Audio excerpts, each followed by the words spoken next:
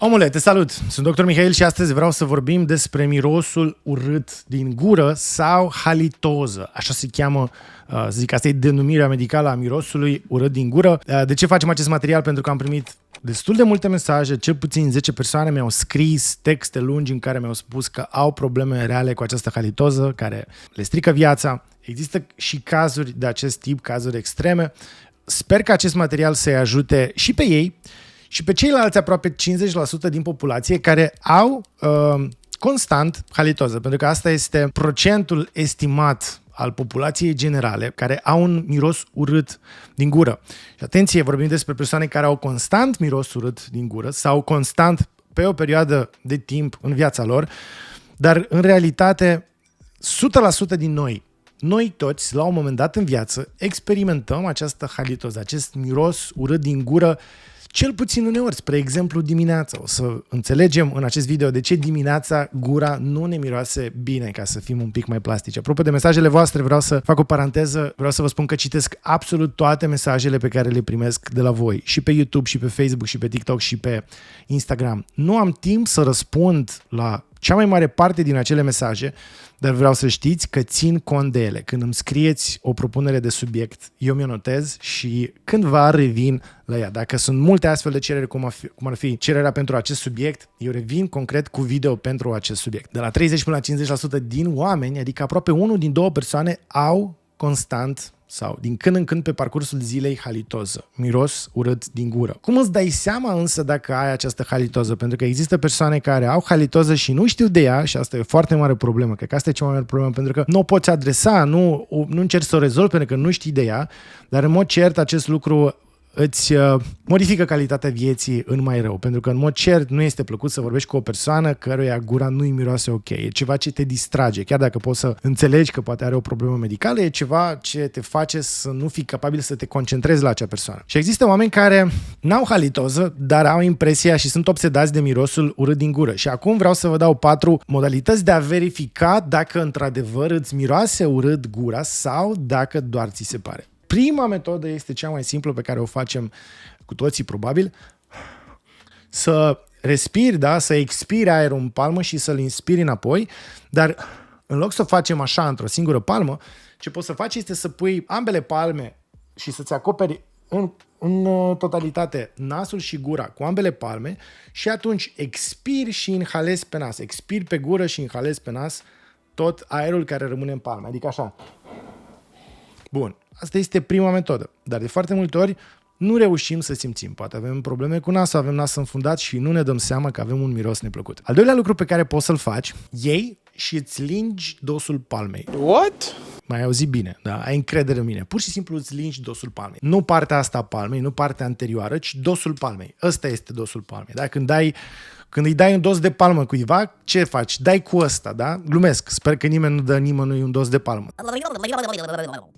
Dar ăsta este dosul palmei. Nu lingem aici pentru că aici avem transpirație cu enzime care pot să modifice mirosul pe care îl avem. Deci iei și lingi cu toată încrederea, dar lingi ca lumea. Da? O singură dată e suficient, lingi dosul palmei, dar nu-l miroși imediat, aștepți să treacă 1-2 minute ca să se usuce această salivă. Da? Nu sufli spre ea, o lași pur și simplu să se deshidrateze și atunci apa se va evapora din salivă și o să rămână substanțele solide pe mână și atunci poți să miroși această zonă pe care ai lins-o. Sunt convins că jumătate din oamenii care se uită la acest video tocmai și-au lins un dos de palmă. Trebuia să precizez înainte că e bine să te speli pe mână totuși înainte. Da? Deci ce vă recomand este la finalul videoului să mergeți la baie, vă spălați pe mâini, lăsați mâna să se usuce, nu o spălați excesiv cu săpun ca să nu miroasă foarte tare, lăsați mâna să se usuce, după care lingi dosul de palmă, îl lași 2 minute să se usuce, miroși și îți dai seama dacă mirosul e neplăcut, înseamnă că ai probleme cu mirosul respirației, un miros urât din gură, halitoză. Al treilea lucru mai profesional pe care îl poți face este să te duci la un medic care are un aparat care se cheamă halimetru, da?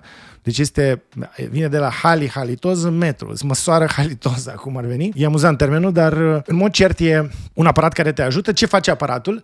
Măsoară concentrația de hidrogen sulfurat din respirație. Pentru că în final o să vedem în acest video, mirosul neplăcut de cele mai multe ori din gură este cauzat de acest hidrogen sulfurat. O să vorbim imediat despre el să vedem ce este. Halimetru măsoară concentrația de hidrogen sulfurat și doctorul poate să zică, hei, uite, ai o concentrație mare de hidrogen sulfurat, hai să vedem ce mănânci, ce probleme ai în gură, ce obiceiuri ai, cum respiri, în ce cameră dormi, etc. Sau medicul poate să zică, uite, n-ai niciun pic de hidrogen sulfurat în gură, e posibil să ți se pară. E posibil ca mirosul gurii tare să fie normal, doar ție ți se pare că îți miroase gura urât. Și a patra metodă, cea mai simplă probabil și cea mai eficientă, ar fi să rogi pe cineva apropiat, un prieten în care ai încredere, să zici, băi, zi-mi sincer dacă miroase sau nu gura urât și pur și simplu sufli înspre el, îi cer permisiunea, bineînțeles, nu o faci înainte să-i cer permisiunea, îi cer permisiunea, îi sufli în față și el o să spună, băi, da, îți miroase gura nasol, sau să zică, bă, mi se pare că e tot în regulă. Da? Deci 4 metode de a verifica dacă îți miroase gura urât: sufli în mâini, lingi de o sub palme miroși, halimetru la medic sau rogi un prieten să facă asta. Acum hai să vedem care sunt cauzele acestei halitoze. Ce pot să vă spun este că 90-95% din cauzele halitozei se află aici. Se află la nivelul capului, la nivelul gurii, la nivelul sinusurilor. Deci mirosul neplăcut se formează aici. Sunt foarte rare cazurile în care mirosul vine de mai jos. Când avem o problemă sistemică care ține de diabet, de rinichi, de metabolism, de regim alimentar, etc., probleme care să vină de la gât în jos. Majoritatea cauzelor sunt de la gât în sus. Deci aici ne concentrăm. Primul lucru la care ne gândim sunt alimentele. Și acum o să discutăm despre alimentele care pot crea acest miros neplăcut al respirației, al gurii, deci o gură urât mirositoare sau halitoză. E posibil să ai această halitoză atunci când mănânci alimente care prin descompunere în gură creează hidrogen sulfurat sau produși volatili de sulf. Da, sunt mai mulți astfel de produși, dar concret este vorba despre sulf care se desprinde în niște particule plutitoare care plutesc în aer și sunt expirate în momentul în care tu expiri. Cum ziceam, sunt mai multe particule sau tipuri de particule de sulf, dar cel mai important la care ne referim este hidrogenul sulfurat. Da? În particular, hidrogenul sulfurat are un miros distinctiv asemănător cu ouăle stricate. Deci, hidrogenul sulfurat, dacă vreți să-l mirosiți, lăsați un ou, spargeți un ou, îl lăsați într-o cutiuță 2 săptămâni și mirosiți acel ou. Ceea ce o să mirosiți, mirosul acela respingător, o să fie cauzat de acest hidrogen sulfurat, pentru că gălbenușul de ou, în momentul în care începe să fie digerat de bacterii, începe să secrete foarte mult hidrogen sulfurat. Ghiciți ce? În momentul în care tu mănânci un ou, da?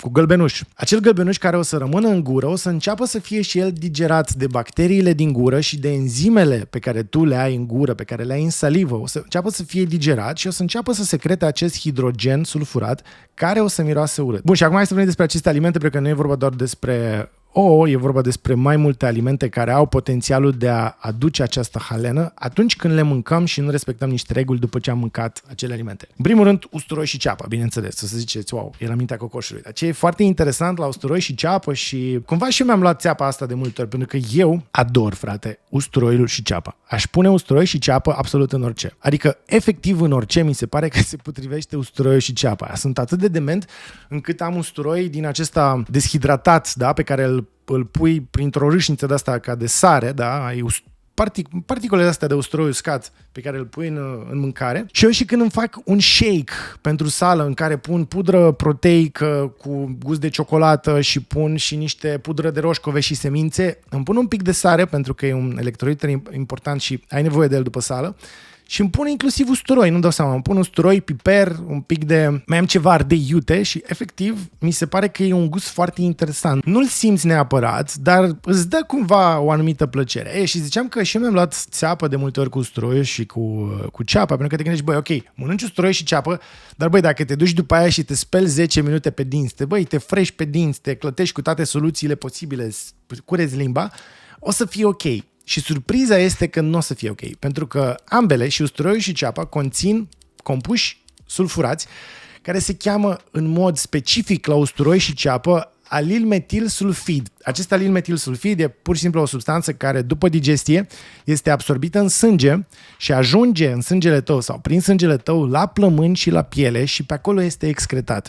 Deci, în momentul în care ai mâncat usturoi, acest alilmetilsulfid se absorbe în sânge, ajunge la plămâni și pur și simplu respirația ta, da, va trebui să mănânci 10 gume ca respirația ta care o să miroasă a usturoi să prindă gust de altceva în gură pentru că tu mănânci acele gume. Dar dacă doar te speli pe dinți după ce ai mâncat usturoi și te duci la o întâlnire, în mod cert o să miroși dubios, pentru că respirația ta prin acest alilmetilsulfid o să miroase a usturoi sau ceapă și transpirația ta o să miroase a usturoi sau ceapă. Poate te duci la o întâlnire la care știi că, băi, nu discut astăzi la întâlnirea asta, doar stau. Dar dacă tu doar stai și respiri în acea încăpere și transpiri, o să miroși a usturoi și ceapă. Dar revenind la halenă, acest alilmetil sulfid este cel care o să-ți dea miros și din gură, o să-ți dea miros și din respirație și alți produși care conțin sulf o să se transforme în acest hidrogen sulfurat și respirația ta, gura ta concret, nu respirația, ci gura o să miroasă urât.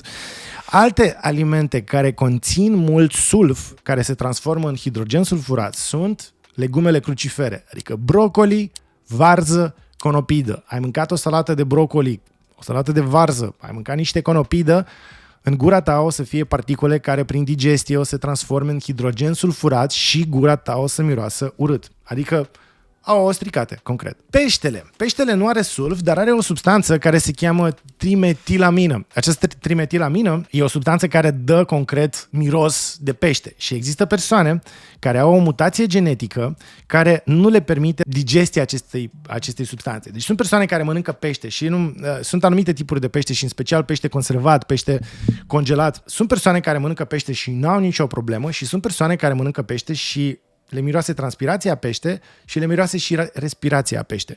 Dacă te regăsești printre acele persoane, înseamnă că ai această mutație care nu te afectează cu nimic, dar pur și simplu corpul tău nu poate să descompună această trimetilamină, iar afecțiunea de care suferi tu se cheamă trimetilaminurie, adică o să ai și în urină această trimetilamină, dar ea se va elimina și prin respirație și prin transpirație. Și ca ultim exemplu de alimente care ne duc la halenă, sunt mezelurile, pentru că conțin tot felul de aditivi care conțin sulf și care, după ce le-am mâncat, se vor descompune în gură în acest hidrogen sulfurat și gura o să miroasă urât. Ok, deci asta este, să zicem, prima cauză la care ne gândim când avem de-a face cu halitoza sau cu o gură urât mirositoare. A doua cauză este, bineînțeles, fumatul. Aici nu avem nevoie de multă filozofie. E de la sine înțeles că atunci când inspiri fum, el devine proinflamator încă de la primul contact cu limba, cu mucoasele de pe obraj și cu mucoasele tractului respirator. Concret, ele omoară ușor fiecare celulă din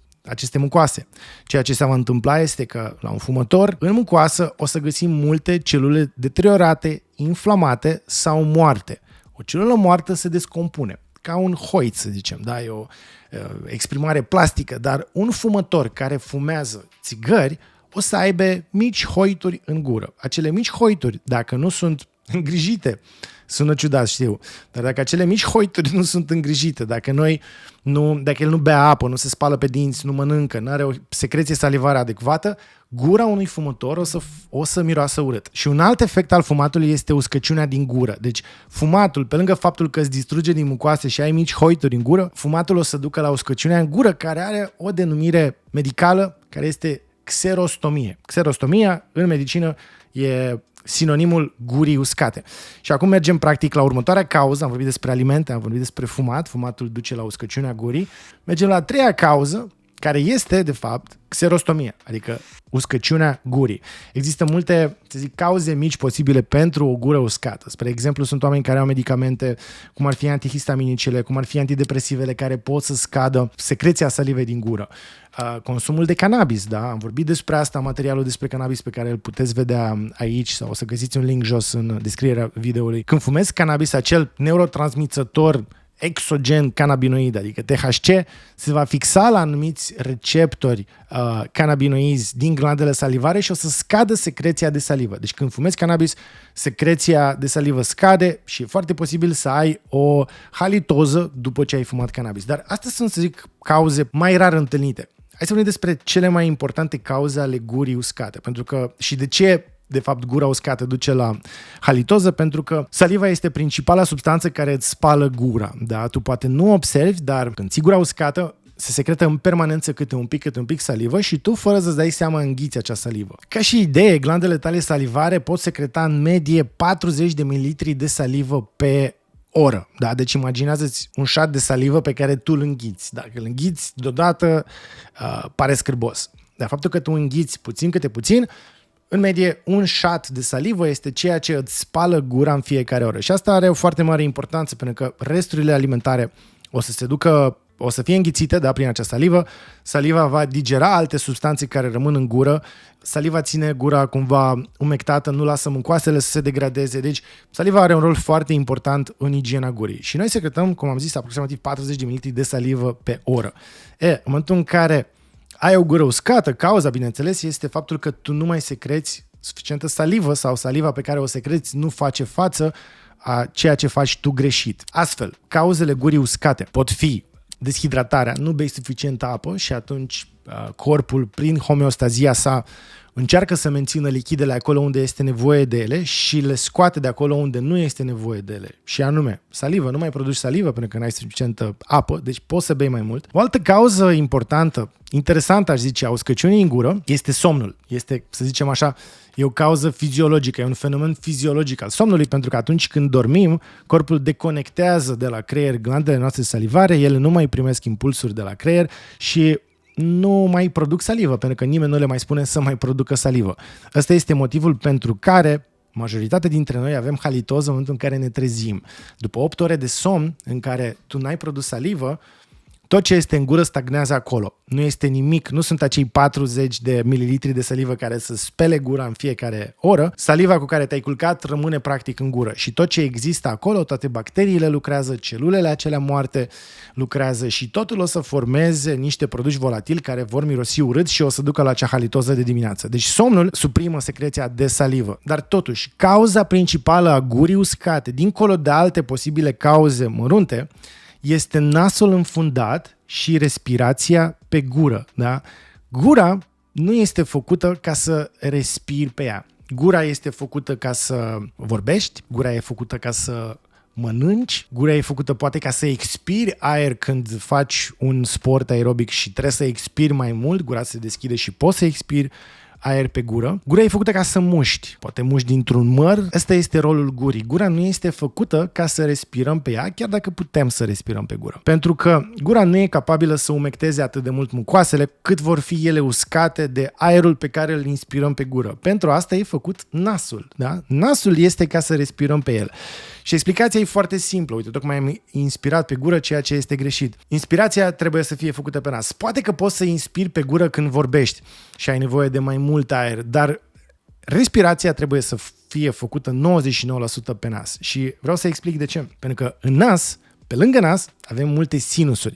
Și ca să înțelegem ce sunt sinusurile, putem să facem felul următor. Să luăm pumnul.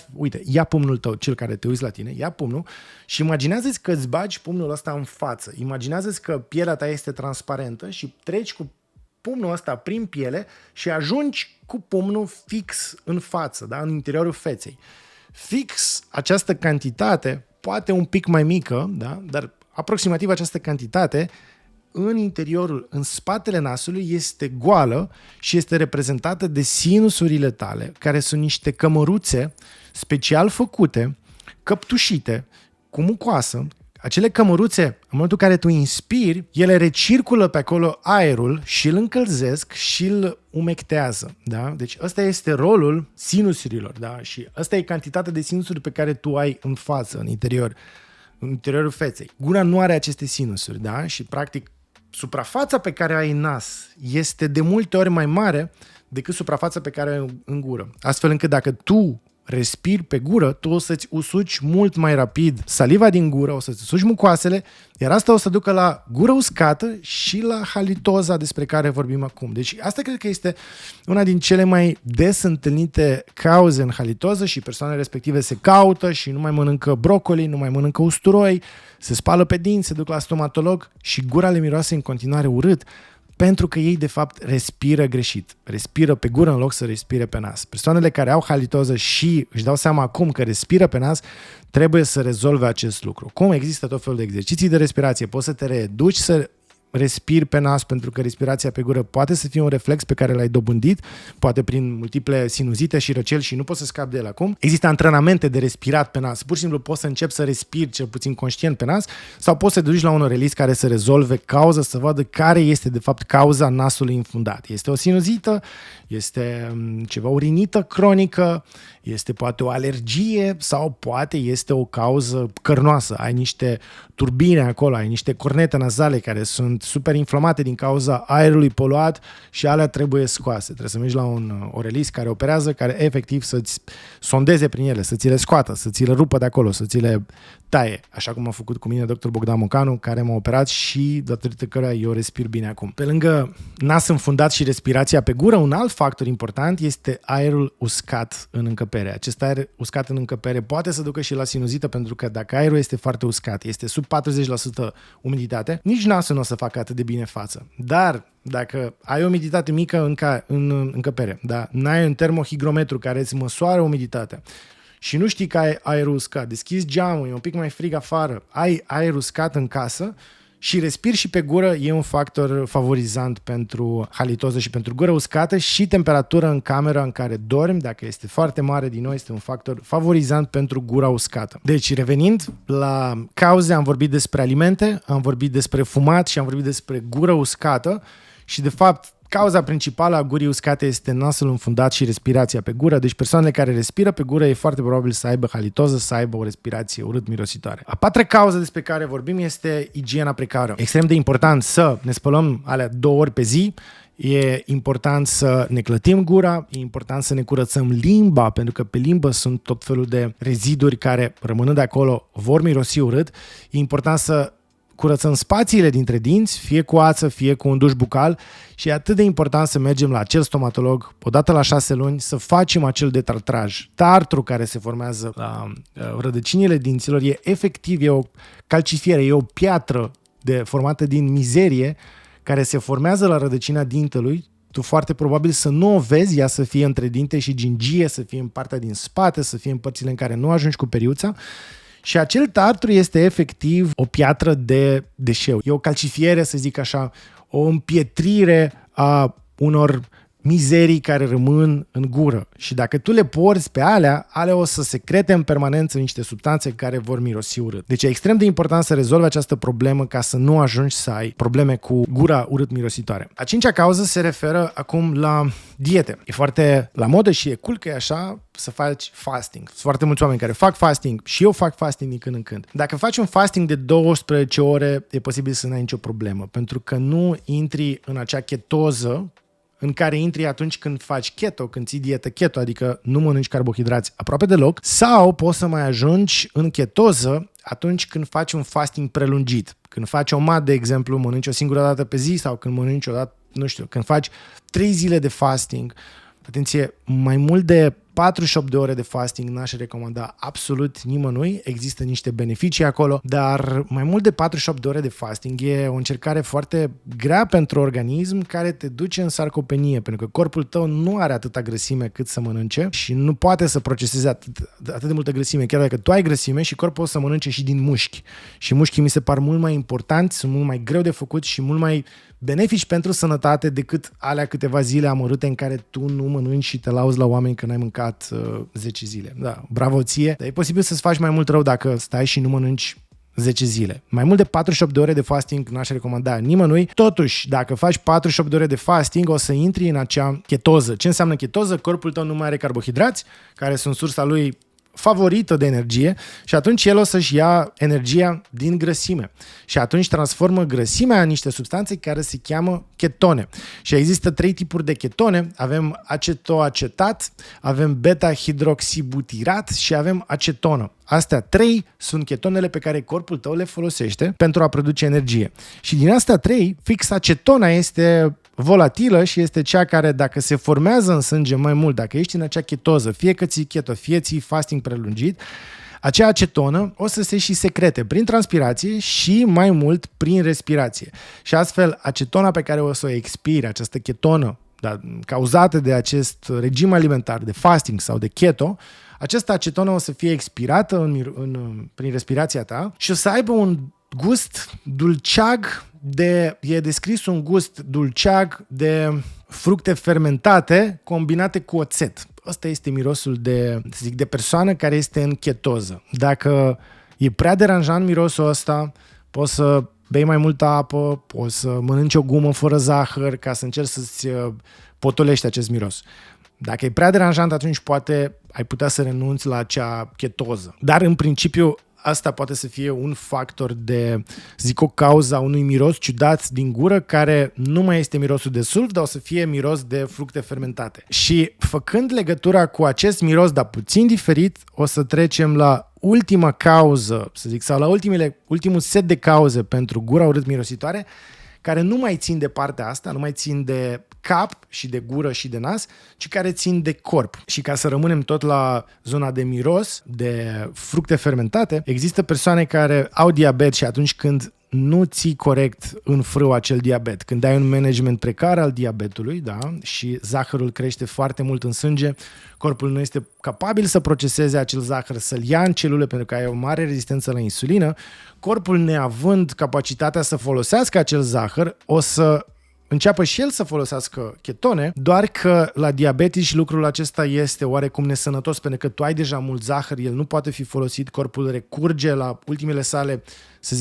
puteri de a folosi energie din grăsime și fiind un corp care nu face sport, care este un corp bolnav, ceea ce se întâmplă în această chetoză la diabetici se cheamă cetoacidoză, pentru că de regulă aceste chetone cresc într-o concentrație mult mai mare și mult mai bruscă în sânge și acest lucru este chiar periculos pentru sănătate și pentru viață. Deci se cheamă cetoacidoză și reprezintă acumularea foarte multor chetone, o concentrație mult mai mare de chetone în sânge, iar mirosul specific al respirației unei persoane cu cetoacidoză este de mere acre. Deci dacă la chetoza sănătoasă pe care o face o persoană care face post intermitent sau face keto este de un pic de oțet, de dulceag, sunt fructe fermentate, dar mirosul e mai dulceag și mai blând. La o persoană care are diabet o să simți un miros accentuat de mere acre. Da? Deci ăsta este o altă cauză a unui miros neplăcut al respirației sau un miros neplăcut din gură care se referă la diabetul prost gestionat.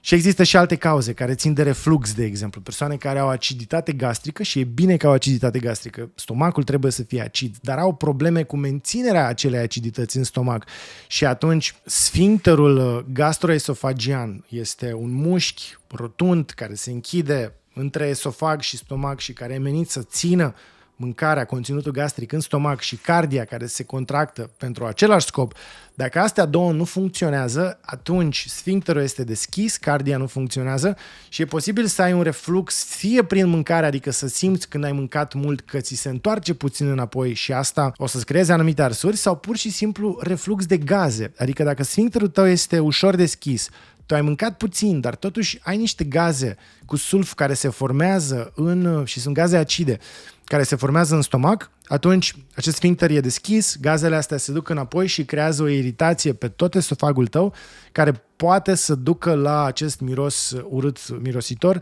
Asta poate să vadă un gastroenterolog sau chiar și un orelist care se poate uita în gâtul tău și poate să vadă, o inflamație care este caracteristică unui reflux gastroesofagian.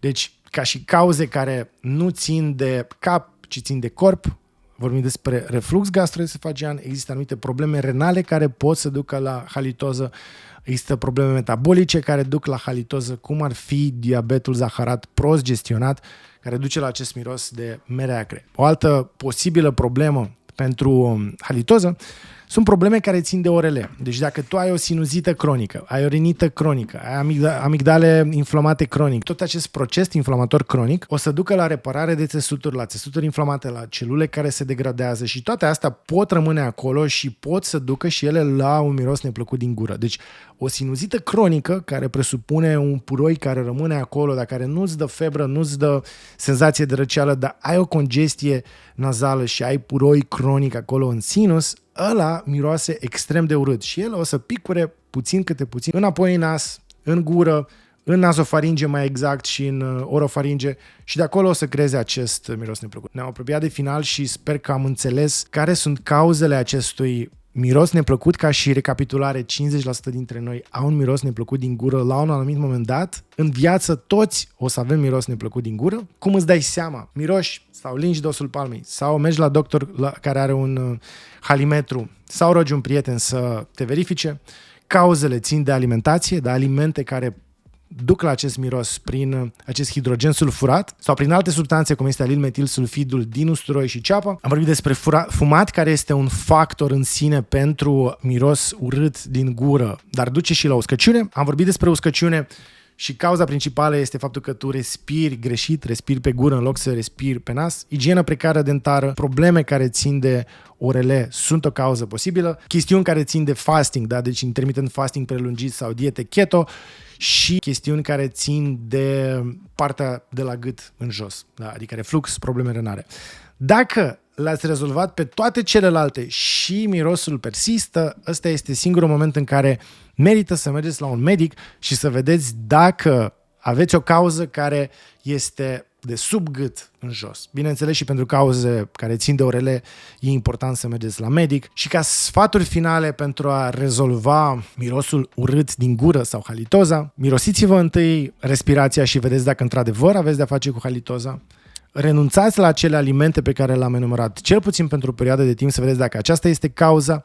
Aveți grijă de igiena voastră dentară zilnic, dar mergeți totuși și la un stomatolog ca să vă facă acel detartraj. Verificați-vă temperatura în cameră, e bine să fie sub 20 de grade Celsius când dormiți în cameră, cu un umidificator obligatoriu și găsiți-vă o poziție în care să dormiți cu gura închisă, să fie într-o parte sau pe două perne, astfel încât respirația să fie reeducată, să fie pe nas.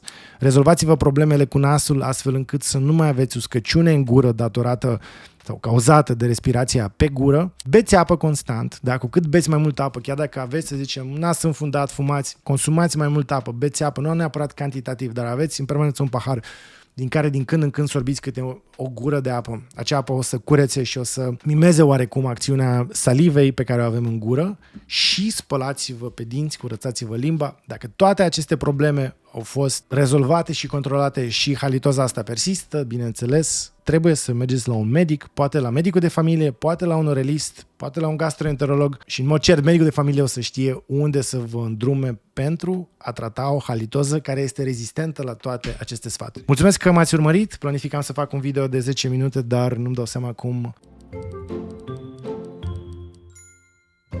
mereu mă triplez ca și timp. Dacă aveți alte întrebări, lăsați-le jos în comentarii. Alte sugestii de materiale, lăsați-le jos în comentarii, iar eu revin cât se poate de curând. Și deja e 8:30 și am întârziat acasă și nevastă mă o să supere. Scrieți jos în comentarii ceva de bine lui nevastă mea. Scrieți că, nu e chiar atât de rău că ai întârziat, că uite, că ai învățat niște oameni, niște chestii. Scrieți ceva de bine, orice. Mulțumesc pentru faptul că m-ați urmărit. Pe curând!